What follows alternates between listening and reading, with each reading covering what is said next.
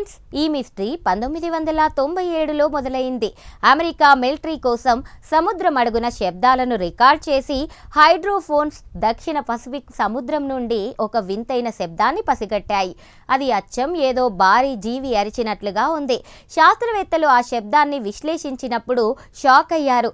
ఎందుకంటే ఆ శబ్దం యొక్క ఫ్రీక్వెన్సీ ఏ ఇతర తిమింగలానికి గానీ సబ్ మెరైన్లకి గానీ సెట్ అవ్వలేదు. అప్పటి నుండి ప్రపంచవ్యాప్తంగా దీనిపై రకరకాల ఊహాగానాలు మొదలయ్యాయి.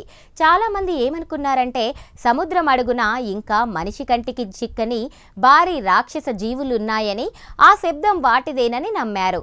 హెచ్పి లవ్క్రాఫ్ట్ రాసిన కథల్లోని తులు అనే సముద్ర రాక్షసుడు ఉండే ప్రాంతంలోనే ఈ శబ్దం వినిపించడం ప్రపంచాన్ని వణికించింది.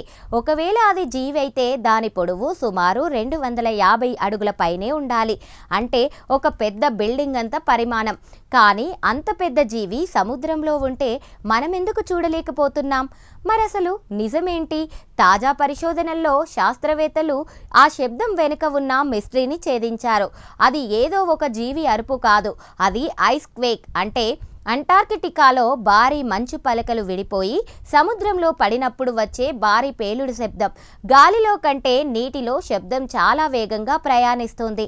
కాబట్టి ఆ మంచు విరిగిన శబ్దం 5000 కిలోమీటర్ల వరకు వినిపించిందని శాస్త్రవేత్తలు ధృవీకరించారు.